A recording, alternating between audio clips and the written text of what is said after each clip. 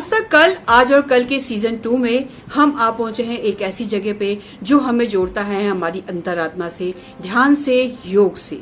और शिक्षा में ध्यान और योग का बहुत महत्वपूर्ण स्थान होता है। इसके बगैर किसी भी विद्यार्थी की तरक्की संभव होना थोड़ा सा मुश्किल काम होता है।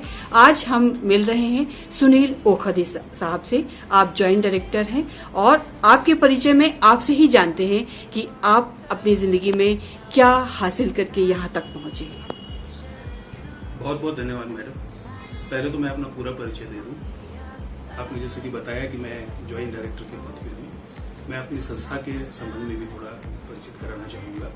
मैं महर्षि महेश योगी जी द्वारा संचालित संस्था महर्षि विद्या मंदिर जॉइंट डायरेक्टर के पद पे कार्य कर रहा हूँ। हमारी 16 स्टेट्स में 160 से ज़्यादा शाखाएं हैं और उन पर्टिकुलर स्टेट्स की जो स्टेट बोर्ड हैं उनसे भी एफिलिएटेड हैं हम, और साथ साथ सीबीएसई एजुकेशन तो है ही। तो सीबीएसई और स्टेट दोनों ही एफिलिएशन वाले स्कूल्स हैं हमारे। और हमारी 2 यूनिवर्सिटीज़ हैं, एक महर्षि महेश योगी वैदिक विश्वविद्यालय जिसका कि एडमिनिस्ट्रेटिव ऑफिस जबलपुर में है और यूनिवर्सिटी हमारी वहीं पे है। इसके अलावा MUMT हमारी एक यूनिवर्सिटी है जो कि बिलासपुर छत्तीसगढ़ में है।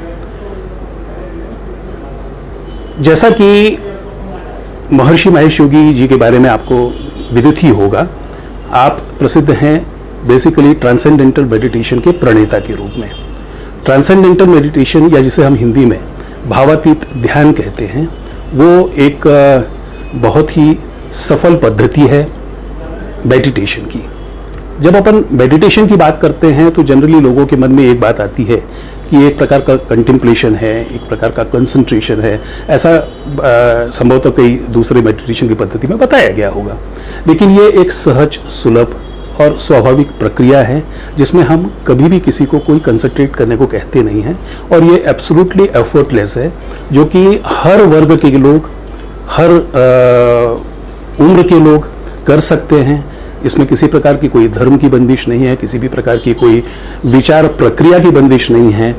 जो करना है वो सिर्फ इतना करना है कि आंख बंद करके और आपको दिए हुए एक मंत्र को आपने सोचना है, और उस प्रक्रिया में ही आप ये करते हैं। ये ऑफ कोर्स जो हमारे क्वालिफाइड टीचर्स हैं उनसे ही लेना उचित होता है, क्योंकि उनके ही मार्गदर्शन में जब आप भावातीत ध्यान सीखते हैं तो उसमें आपको विशेष योग्यता प्राप्त होती है over a period of time.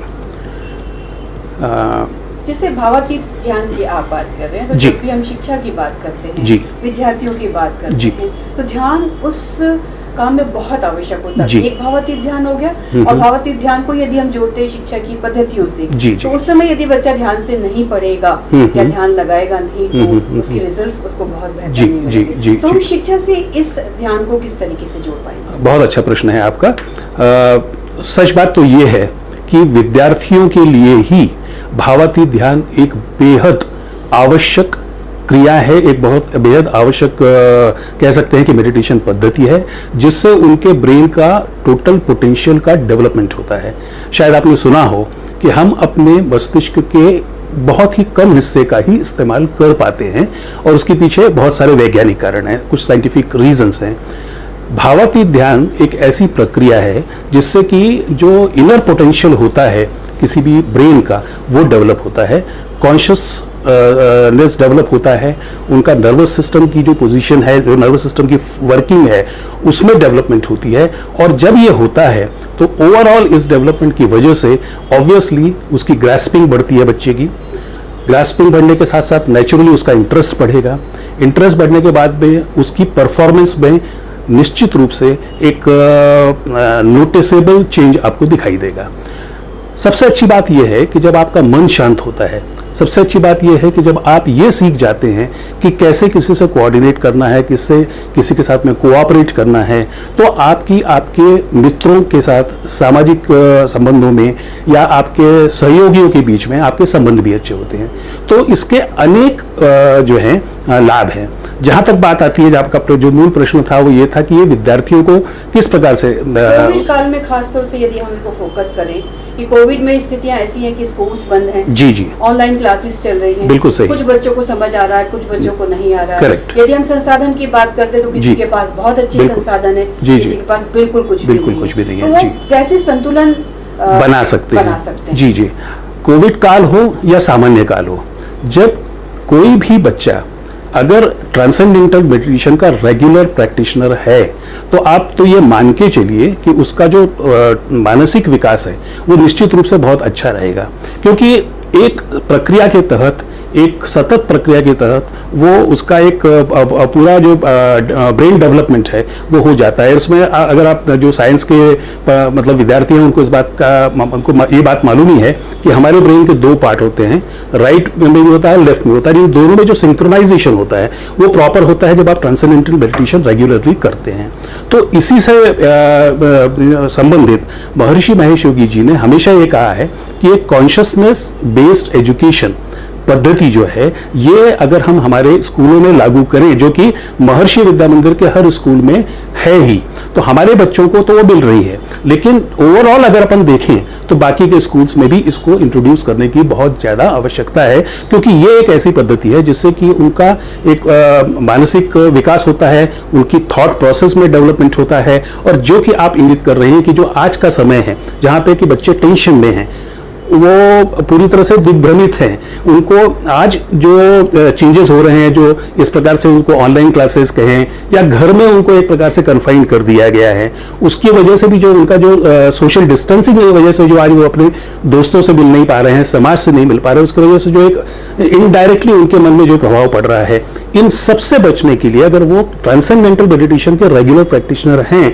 तो उनका जो रिएक्शन है इन सब के प्रति या उनका जो मैनेजमेंट है इस अवांछित मतलब घटना के प्रति निश्चित रूप से ज्यादा पॉजिटिव है। क्यों? क्योंकि वो कंडीशनड हो जाते हैं, क्योंकि ऐसे बच्चे हर समय पॉजिटिव सोच डेवलप करते हैं। जब आप ट्रांसेंडेंटल मेडिटेशन करते हैं तो ऑब्वियसली आपकी सोच में वो बदलाव आता है, आपकी क्वालिटी ऑफ थॉट इंप्रूव होता है।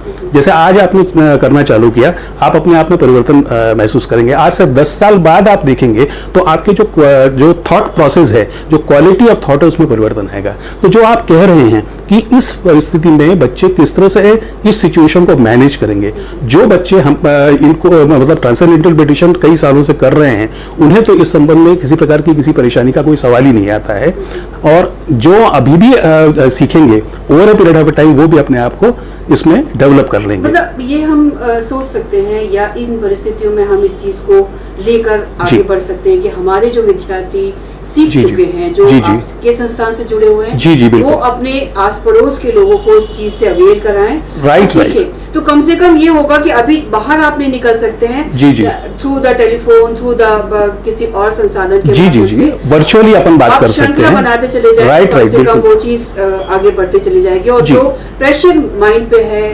पूरे शरीर पे उसका असर पड़ रहा है, बहुत सारी तकलीफें सामने आ रही हैं, तो वो चीजें मेरे ख्याल से इस माध्यम से आपका कहना बिल्कुल सही है। और हम अपने रेगुलर इम्पार्टिंग में जब कभी भी हम इस तरह के कोई प्रोग्राम करते हैं, हमारे यहाँ एक प्रोग्राम किया जाता है जिसमें हम अपने स्कूल्स के बहुत सारे बच्चों को बुलाते हैं और उनको वैदिक शिक्षा पद्धति और वैदिक जीवन के बारे में बताते हैं।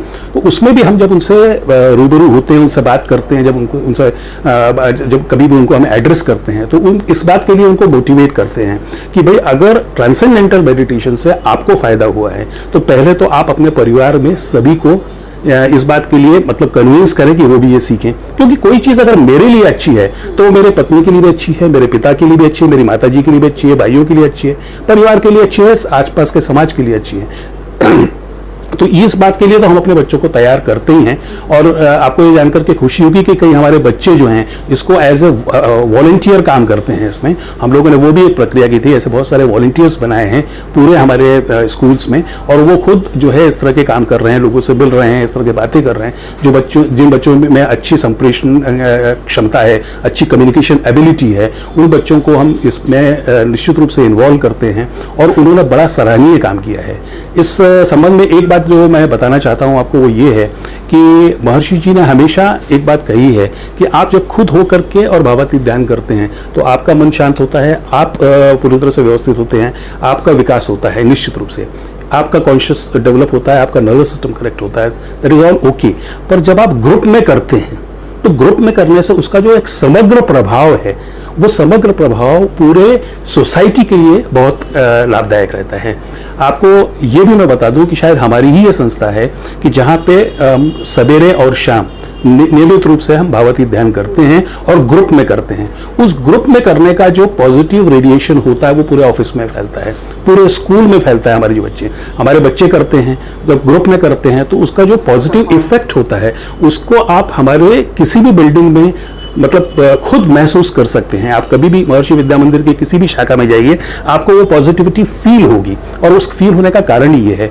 और मतलब ये देखा गया है, वैज्ञानिक तथ्यों से भी ये प्रमाणित हुआ है, कई उसमें रिसर्चेज हुई हैं और उसमें ये कहा गया है कि जिन किसी क्षेत्र में ग्रुप मेडिटेशंस होते हैं वहाँ पे क्राइम रेट कम हुए हैं, वहाँ पे जो प्राकृतिक आपदाएं हैं वो भी कमी पाई गई है उसमें। और ये जो मैं कह रहा हूँ ये इस बात के तहत कह रहा हूँ कि इस तरह के रिसर्चेस हुए हैं, पाया गया है ऐसा, युद्ध क्षेत्र में जाकर के भी किया गया है और वहाँ पे भी देखा गया है कि कई जगहों पे बड़े मतलब रिमार्केबल चेंजेस आए हैं, रिवोल्यूशनरी चेंजेस आए हैं। इवन ये भी हुआ है कि युद्ध विराम भी हुआ है। तो इन सभी बातों का उनका कहना यह है कि इवन अगर 1% पॉपुलेशन भी अगर रेगुलर ट्रांसेंडेंटल मेडिटेशन की प्रैक्टिस करती है तो उस पूरे एरिया को, जो भी टोपोग्राफिकल एरिया है, उस एरिया को वो प्रभावित करती है और उसमें आपको काफी परिवर्तन नजर आते हैं।